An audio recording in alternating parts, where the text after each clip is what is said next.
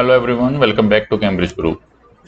In the last video, we covered the topic which is called SURDS, and we did a couple of questions which involves rationalization of denominator, which is a very important topic as far as paper 1 is concerned. In this video, we will talk about the next topic, which is currency conversion. And it's a very easy topic, very small topic. And basically what we need in currency conversion is the unitary method, right? So if you are good at converting something thing into one unit to other unit by using the unitary method, means that finding out the value of one quantity with respect to another quantity, finding out the value of one unit quantity with respect to other quantity, and then convert the required amount, right? So there is nothing to explain as far as the concepts of currency conversion is concerned. So we will just explain the concept or the topic by taking few examples, right? So let us start by taking the very first example, which is that Reina went on a holiday to New Zealand. She traveled at 65 km from Tokyo to Narita airport by taxi. The taxi journey cost 300 yen per kilometer plus a fixed charge of 700 yen. Calculate the cost of the taxi journey.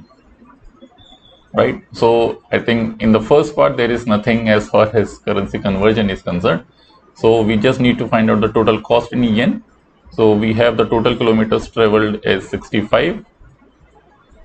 So total cost will be equivalent to that per kilometer cost is 300 yen. So we will multiply this 300 with the total number of kilometers, which is 65. And to this cost there is a fixed charge which is 700 yen, that if you travel at least 1 kilometer only, then 700 is a minimum charge that has to be taken from the customer. So 300 into 65 will be the cost of traveling plus the fixed charge is of 700. Okay, so you can either use the calculator or just multiply this. It is an easy multiplication. I think this is 19500, and then to this we add 700. So here we get 00202. So these many yens, or this is the cost of the journey. This is your first part. Now in the second part, here comes the currency conversion. It says that at Narita airport, Reina changed 71,190 yen into New Zealand dollars. Okay, the exchange rate was that 1 New Zealand dollar is equivalent to 56.5 yen. So how many New Zealand dollars she receives? So basically we need to convert yen into dollars if the exchange rate is like this, right? So here the cost is given is of 1 New Zealand dollar are equivalent to these, but we don't have New Zealand dollars yet. What we are having yen with us. So she need to change the yen into New Zealand dollars. So we have 20,200 yen. So first of all, we will find out the cost of 1 yen. Okay, and this is the unitary method. So 1 yen will be equivalent to how much? 1 by 56.5 New Zealand dollars. Okay, pardon me if I'm writing the currency afterwards or I'm making a sign of Y like this. Okay, so 1 yen is equivalent to this. So how many yen? 20,200 yen will be equivalent to how many New Zealand dollars? So your final solution will be, so total New Zealand dollars will be equal to, you multiply the amount given in yen with the exchange rate, which is 56.5. Okay, so these many New Zealand dollars you will get, and to calculate this I am using the calculator. Okay, so 20,200 divided by 56.5, and this is giving me how many? 357.5. sorry, let me check once again. 20,200 divided by 56.5. Yes, it is 357.522. These many New Zealand dollars. So I'm writing New Zealand dollars like this. Okay. Obviously, the value of the New Zealand dollars is greater than the yen. So we have the greater amount of yen, but the value of New Zealand dollars is more. So you will get smaller New Zealand dollars, which is 357.52. Okay. Let us switch to the next question, which is this. That on a ship, the price of a gift is 24 euros or $30. Okay, you are traveling from one country to other country and you are on a ship. You don't know whether which country that region is falling, right? So what is the difference in price on a day when the exchange rate is $1 equivalent to 1.2378, 1 euro is equivalent to $1.2378, right? And we need to give the answer in dollars, which is correct to nearest cent. Nearest cent in the sense we need to give the answer correct to second DP, 2 DP, because a dollar has 100 cents. Okay, so from where we need to start? It says that the difference in the prices on a day. So suppose you are traveling from, let us say, on a particular day, the gift price of the gift is 24 euros, and in some other country, let us say in US, right, the dollar it is costing at $30, right? So here only the exchange rate is given to you, that if $24 are equivalent to 24 euros, I'm sorry, 24 euros are equivalent to $30. So how much 1 euro is equivalent? So 1 euro will be equal to 30 over $24. This is the exchange rate, and you can find out the answer in decimal, right? Yes. But it says that we need to find out difference in the prices on a day when the exchange rate has changed from this to this. Okay. And we need to write the answer in dollars. So if $1 are equivalent to these, 1 euros are equivalent to these many dollars on one particular day. So what is the difference when 1 euro is equivalent to $1.2378? Okay. So difference in price. So difference in price will be equivalent to difference in, so $24 is here, all right, 24 euros, yes. So the price on one day of a gift is 24 euros equivalent to $30. Suppose I'm converting euros into dollars, right? So price of that gift is $30. On other day, we need to find out the price using this exchange rate. So you just multiply 24 with 1.2378 to find out the price of the gift in dollars, because 1 euro is equivalent to these. So 24 euros are equivalent to how many dollars? That is a question basically. So these many dollars. So I'm just again using the calculator. So this is 24 into 1.2378, and this is giving me $29.7072. So on one day, the price of the gift in dollars is 30, and on another day the price of the gift has changed to 29.7072, right? So what is the difference? So the difference is you just subtract from 30 29.7072, so equal to answer minus 30. This is giving me $0.2928. Okay, $0.2928, and this is not the final answer, of course. The difference is this, but we need to write the answer correct to nearest cent. So nearest cent, as I told you, we need to leave the answer correct to 2 decimal places. So we need to round it off to 2 dp.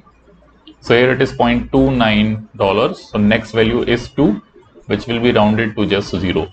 So your final answer will be equivalent to $0.29. And we need to leave the answer in dollars, but round it to nearest cent. Okay. So in this question, two things have been tested. One is the currency conversion, of course, and second thing is also the accuracy. Okay, that's why we have covered the topic accuracy in detail. So if you want to visit those lectures, or if you have missed these topics, how to round certain numbers to significant figures or to certain decimal places, then please revisit my those videos of accuracy, right? And come back. Fine. Uh, okay. Next question is that for her holiday, Alisa changed to 2800 Malaysian ringgits MYR in short to US dollar when the exchange rate was that 1 MYR is equivalent to $0.325. At the end of her holiday, she had left $200. How many dollars did she spend? Right? So spending she has done. So initially she had 2800 Malaysian ringgits. She is going to US and receive certain dollars. So what are those dollars? Okay, so we need to first find out the amount received in dollars. An exchange rate is this much. So 1 MYR are equivalent to 0.325. So 2800 MYR are equivalent to 2800 multiplied by 0.325.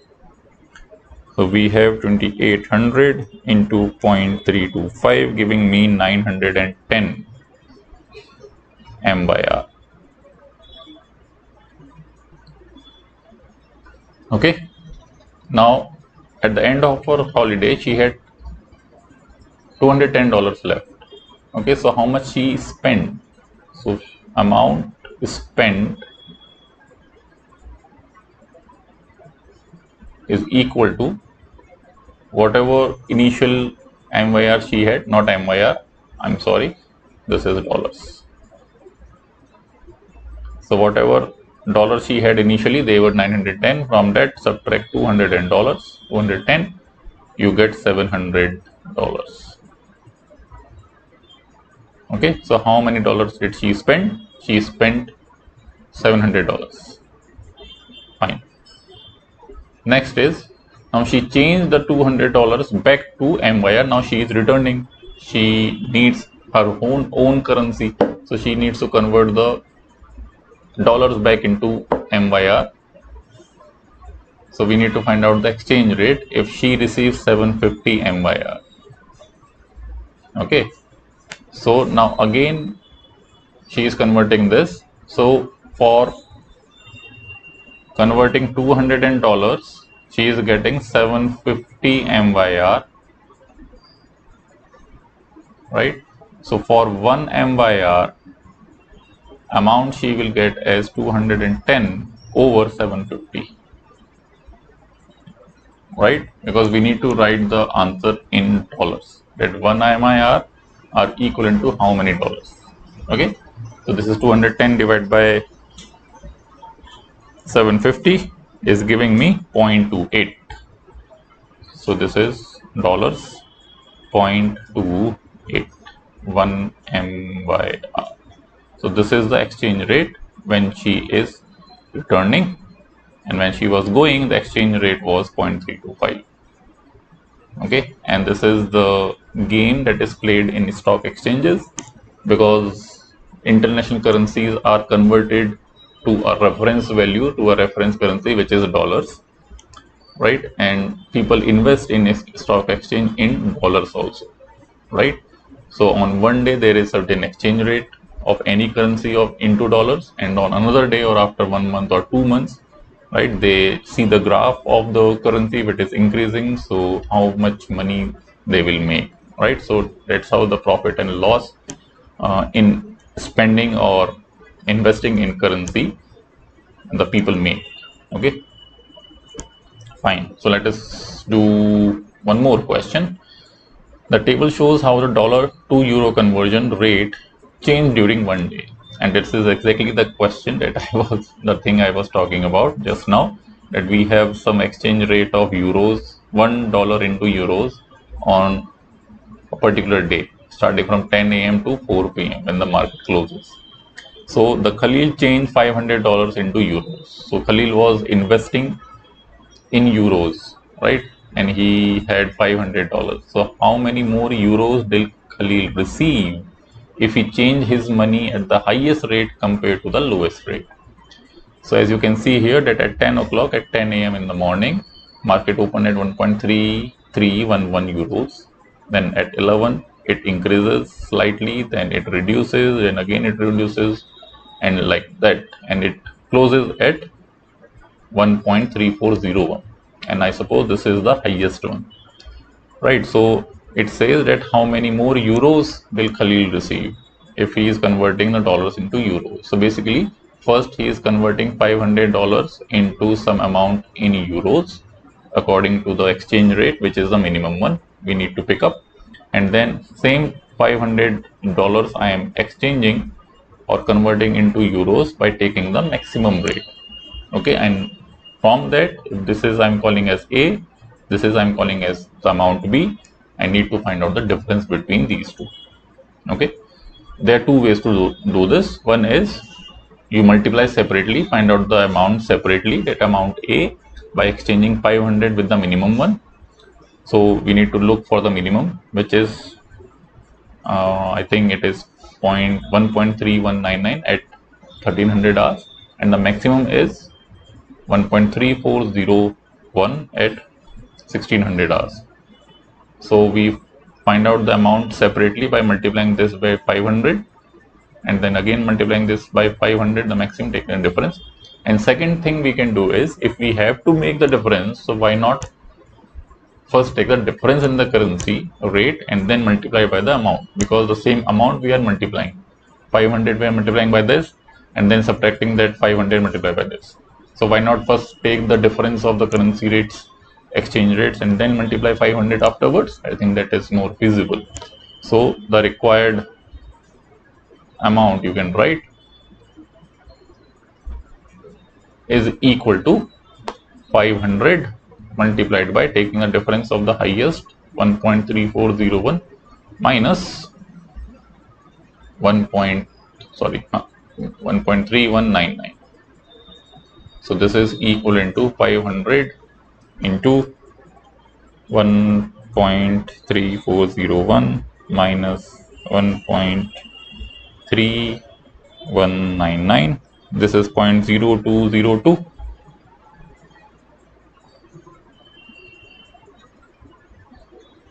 into 500 is giving me 10.1.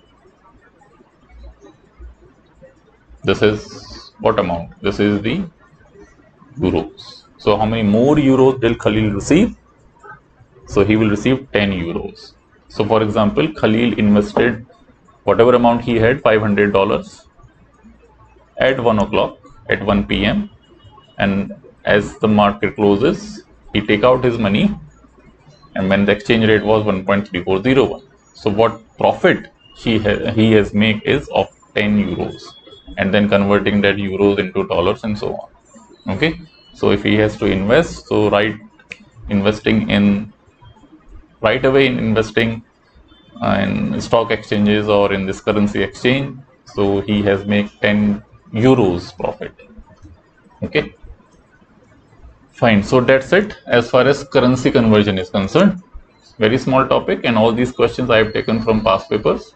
So like this only the questions are asked, and this will be asked in either paper 2, because it does not have so many parts. So paper number 42, component 42, won't have these type of questions. Okay, there may be some subsequent parts which may come in paper 42, which involves percentage increase, profit and loss, and so on. We are not talking about it. So, but as far as these two questions are concerned, not these two, currency conversion is concerned, so that is a very small topic which is more suitable for paper component number 12 and 22. Fine. So that's it. For any assistance, if you want any help on a particular topic, just write down in the comment section, and you can contact also on my email ID, and my phone number also is written in the comment section, so you can contact me. That's all for today. Thank you.